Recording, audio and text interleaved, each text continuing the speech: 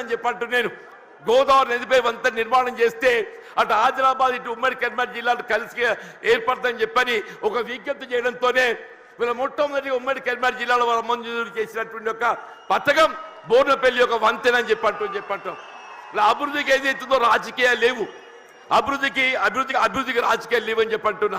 ఆ విధంగా అభివృద్ధి చేసినటువంటి ఒక మరి గొప్ప నాయకులు ఏదైతుందో మరి కేసీఆర్ గారు చెప్పంటున్నాం.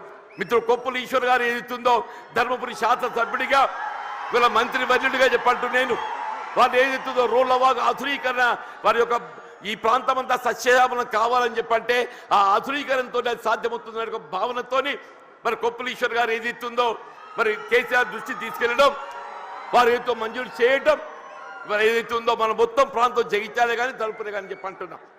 జగిత్యాల ధర్మపురి కోరుట్ల వేములవాడ చొప్పదండి మనంతా అన్నదమ్ముల్లాగా జగిత్యాల జిల్లాలో కలిసినటువంటి వాళ్ళం చెప్పంటున్నాం. ఇలా అభివృద్ధికి సంకేతం బీఆర్ఎస్ రాజకీయ పార్టీ అని చెప్పంటున్నాను. ఇలా 10 జిల్లాలు ఉన్నటువంటి యొక్క తెలంగాణ రాష్ట్రాన్ని 13 జిల్లాలు అదనంగా ఏర్పాటు చేసి దాని 23 జిల్లాల తెలంగాణ రాష్ట్రానికి రూపొందింపజేసినట్టు ఒక ఘనత ఇవాళ పెద్ద కేసీఆర్ గారిని చెప్పక తప్పదని చెప్పంటున్నారు. అని అందరూ కూడా ఆశ్చర్యపోయారు ఈ కొత్త జిల్లాల ఏర్పాటుతోని ఇది నిజంగానే సాధ్యమేనా అని చెప్పని. మన నూతన జిల్లాలు ఏర్పాటు కావడంతో ఏదైతుందో వైద్య సేవలు మెరుగు కావటం అని చెప్పంటాం, వైద్య సేవలు మెరుగు కావటం. మన జగిత్యాల జిల్లా ఏర్పాటు కావడంతో ఏదైతుందో మన జగిత్యాల ఏదైతుందో వైద్య విద్యా కళాశాల అసలు మన జగిత్యాల జిల్లా కేంద్రంగా వైద్య విద్యా కళాశాల ఏర్పాటు సాధ్యమవుతుంది ఆలోచన కూడా మీరు తప్పని చెప్పంటున్నాం. కేవలం కేసీఆర్ గారి యొక్క ఆలోచన వారి యొక్క దూరదృష్టి వీళ్ళ నూతన జిల్లాలు ఏర్పాటుతో ఏదైతే వైద్య విద్య సదుపాయాలు మెరుగుపరచొచ్చని చెప్పిన భావంతో వీళ్ళ నూతన జిల్లాలు ఏర్పాటు చేయడము జగిత్యాల జిల్లా కేంద్రంగా వైద్య విద్యా కళాశాల రూపొందడం వీళ్ళ వైద్య సేవలు విస్తృంపజేయబడడం చెప్పంటున్నా. భవిష్యత్తులో సూపర్ స్పెషాలిటీ వైద్య సేవలు మనం పొందబోతున్నాం చెప్పంటున్నా. అదే విద్య రాజ్యాంగం కల్పించిన హక్కు అని చెప్పంటున్నా. ఆ రాజ్యాంగం కల్పించిన హక్కు విద్యకు సంబంధించి ఏదైతుందో నిరుపేద వర్గాలు బలహీన వర్గాలు జ్యోతిబా పూలే అటువంటి ఒక గురుకుల ఆశ్రమ పాఠశాల చెప్పంటున్నా. ప్రతి నియోజకవర్గంలో ఆడబిడ్డలు బాలకి ఏదైతుందో జ్యోతిబా పూలే మరి గురుకుల ఆశ్రమ పాఠశాల, బాలులకు ఏదైతుందో జ్యోతిబా పూలే మరి ఒక గురుకుల ఆశ్రమ పాఠశాల, అల్పసంఖ్యాక వర్గాలు ముస్లిం బిడ్డలకు అని చెప్పంటున్నా. ఎన్నడూ ఊహించినటువంటి ఒక విద్యా సదుపాయాలు కల్పించాలని చెప్పని ఇవాళ ముస్లిం బిడ్డలకు ఏదైతుందో అల్పసంఖ్యాక వర్గాలకు ఏదైతుందో మైనారిటీ స్కూల్స్ ఏర్పాటు చేయడం, ఎస్సీ ఎస్టీ అని చెప్పంటూ నేను ఇలా వాస్తవంగా తెలంగాణ రాష్ట్రానికి గిరిజన బిడ్డలు ఏదైతుందో బీఆర్ఎస్ పార్టీ మనం ఒకడు చెప్పంటున్నాను. జనాభా ప్రాతిపదికన కల్పించాల్సిన రిజర్వేషన్ సౌకర్యం తెలంగాణ రాష్ట్రం ఏర్పాటుతో ఏదైతుందో ఇలా గిరిజన జనాభా తెలంగాణ రాష్ట్రంలో కేంద్రీకృతం కావడంతో ఆ గిరిజనులకు అంతవరకు ఉన్నట్టు 6% రిజర్వేషన్ 10% పెంచి అని చెప్పంటున్నా. ఇలా విద్యా ఉద్యోగాలలో గిరిజన బిడ్డలు వాళ్ళ లంబాడా కానివ్వండి ఆదివాసీ కానివ్వండి ఎవరికైనా ఏదైతుందో వారి భవిష్యత్తు నిర్దేశించినట్టు ఒక గొప్ప మరి నాయకత్వం కేసీఆర్ గారు అని చెప్పక తప్పదని చెప్పంటున్నా. ఇలా వాస్తవంగా ఈ దేశానికి ఏదైతుందో అన్నం పెట్టే రైతుకు సాగునీరు కావాలని చెప్పంటున్నా. ఉచిత విద్యుత్ సదుపాయం ఏదైతుందో గతంలో నిర్దేశిత వేళలో విద్యుత్ అందింపజేస్తే వీళ్ళు ఏ విధమైనటువంటి ఒక ఆంక్షలు లేకుండా 24 గంటలు ఏదైతుందో రైతాంగానికి ఉచిత విద్యుత్ కల్పింపజేసిన ఒక ఘనత బీఆర్ఎస్ పార్టీ అధ్యక్షులు అధినేత కేసీఆర్ గారికి దక్కుతుందని చెప్పంటున్నాను. ఇలా ప్రాణహిత నదీ జలాల వినియోగం తేవాలనే ప్రాణహిత నదీ జలాల వినియోగంలోకి వస్తేనే కానీ ఏదైతుందో మన తెలంగాణ రాష్ట్రం రైతాంగం ఏదైతుందో మన పంటలు సాధ్యమవుతుందని చెప్పంటున్నాను. మరి ఉమ్మడి రాష్ట్రంలో వైఎస్ రాజశేఖర రెడ్డి గారు ముఖ్యమంత్రి ఉండగా మరి సహచరులు మేము భావించాం మరి ఏదో తుమ్మడి ఏటి వద్ద బ్యారేజ్ నిర్మాణం చేస్తే ఒక లిఫ్ట్తో నీరు వస్తుందని చెప్పని. కానీ మహారాష్ట్ర ప్రభుత్వం ఏదైతుందో వాళ్ళు సహకరించలేకపోవడంతో 152 మీటర్ల ఎత్తుతో నిర్మాణం చేయాలని తలపెట్టినట్టు బ్యారేజ్ 145 మీటర్ల ఎత్తుతోనైనా కానీ ఇదే పెద్ద కేసీఆర్ గారు ఏదైతుందో మహారాష్ట్ర ప్రభుత్వం ఒప్పందం చేసుకోవడంతో పాటుగా దిగువ 100 మీటర్ల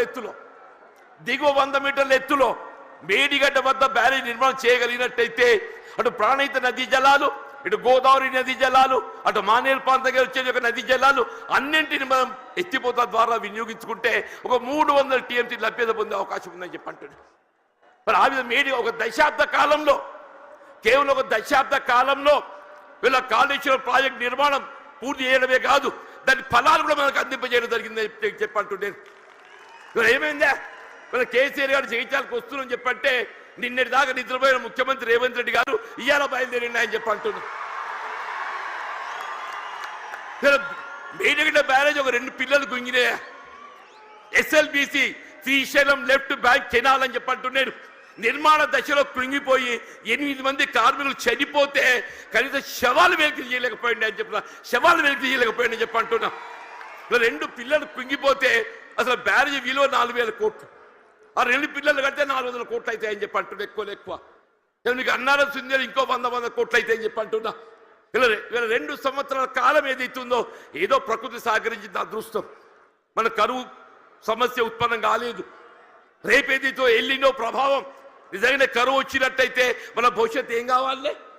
కరువు వస్తే మన భవిష్యత్తు ఏం కావాలని చెప్పి అంటున్నా. అదే పెద్దలు కేసీఆర్ గారు ఏదైతే జగిత్యాల పట్టణానికి వస్తున్న సందర్భంగా రేవంత్ రెడ్డి ఏదైతుందో నిద్ర లేచినట్టు నటిస్తుందని చెప్పి అంటున్నా. తుమ్మడి వేరే అటే పోయిందా? నీకు నిజంగానే సిన్సియారిటీ ఉంటే వీళ్ళ 3 సంవత్సరాలు గడుస్తుందా తుమ్మడి బ్యారేజ్ నిర్మాణం చేయగలుగుతావు కదా? ఎందుకు చేయలేకపోయినా చెప్పి అంటున్నాను. వీళ్ళు నిన్నటి వరకు ఏదైతుందో వీళ్ళు ఏ కాళేశ్వరం కూళేశ్వరం అని మాట్లాడిండే, అదే కాళేశ్వరం అదే మేడిగడ్డ ఏదైతుందో మన భవిష్యత్తు ఏదైతుందో మనకేది అండగా ప్రాజెక్టే మేడిగడ్డ కాబోతుందని చెప్పి అంటున్నాను.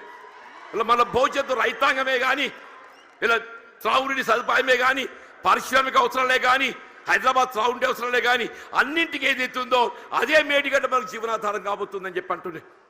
వాస్తవం చెప్పాలంటే ఇలా కేసీఆర్ గారి యొక్క విజన్, వారి యొక్క దూరదృష్టి, మన తెలంగాణ రాష్ట్ర ఏర్పాటు సాధన కొరకు మరి ఉద్యమించిన నాడు కరీంనగర్ జిల్లా కేంద్రంగా వారు టీఆర్ఎస్ ఆరంభింపజేయడం జరిగిందని చెప్పి అంటున్నారు. అందరూ ఆశ్చర్యపోయిండు. ఇదేంటి అందరూ మర్చిపోయిన తెలంగాణ నినాదం ఈయన లేవనెత్తుతుందని చెప్పారు. ఒంటరి పోరాటం ఆయన ఒక్కడు బయలుదేరితే యావత్ తెలంగాణ సమాజం ఆయన వెంట నడిచిందని చెప్పి అంటున్నాం. యావత్ తెలంగాణ సమాజం ఆయన వెంట నడిచి తెలంగాణ సాధ్యమైందని చెప్పి అంటున్నాం. అదే తెలంగాణ రాష్ట్ర నిర్మాణం కొరకు ఏదైతుందో దశాబ్ద కాలం పాటుపడ్డారు. ఇలా కాంగ్రెస్ వచ్చి ఏదో మేలు చేస్తా చెప్పి అనుకున్నామే, అది పక్కన పెట్టిండే. ఇలా తిరోగమన చర్యగా ఏదైతుందో తిరోగమనం పడుతుంది. మళ్ళీ తెలంగాణ రాష్ట్ర పునర్నిర్మాణం కావాలని చెప్పంటే కేసీఆర్ గారి యొక్క నాయకత్వం మాత్రమే తెలంగాణ రాష్ట్రాన్ని పునర్నిర్మాణం చేయగలుగుతా చెప్పంటున్నాను. మీరు ఎక్కడ ఏ పల్లె కనపడి చెప్పిన ఒకటే నినాదం వస్తుంది, రేవంత్ రెడ్డి పోవాలి, కేసీఆర్ గారు రావాలి. ఒకటే నినాదం, రేవంత్ రెడ్డి గారు పోవాలి, కేసీఆర్ గారు రావాలి. కాంగ్రెస్ పోవాలి, బీఆర్ఎస్ రావాలి. అంటే ఏంటి? ప్రతి పల్లె గుండెల్లో ఏదైతుందో ఇవాళ ఈ నినాదం కేసీఆర్ గారు ఇవాళ వస్తుంటే నిజంగా చెప్తున్నా మొత్తం కూడలని యువత ఉత్సాహం కేరింతలు చూస్తుంటే మళ్ళీ తెలంగాణ రాష్ట్ర ఏర్పాటు ఉద్యమ దినాలు గుర్తుకొస్తాయని చెప్పంటున్నా. ఆనాడు తెలంగాణ రాష్ట్ర ఏర్పాటు ఉద్యమ సమయంలో కేసీఆర్ గారు నడుస్తుంటే యువత కేరింతలు ఏ విధంగా ఉండేనో ఇవాళ కేసీఆర్ గారు జగిత్యాల పర్యటన ఏదైతుందో మళ్ళీ అదే కేరింతల ఉత్సాహం యువతలో కనబడుతుందని చెప్పంటున్నాను. ఇలా అదే కేసీఆర్ గారి యొక్క నాయకత్వం తెలంగాణ రాష్ట్ర పునర్నిర్మాణానికి ఇలా మనకి ఏకైక నాయకత్వం కేసీఆర్ గారే చెప్పక తప్పదని చెప్పంటున్నాను. ఇలా వారి ఆధ్వర్యంలో పనిచేసే అవకాశం నాకు లభించడం, ఇలా వాస్తవంగా ఇద్దరం కూడా ఈ ఒకరి పట్ల ఒకరో అభిమానం కలిగి ఉన్నామే. కానీ ఏదైతుందో కలిసి ప్రయాణం చేసే అవకాశం కొంతకాలం వచ్చింది. 2004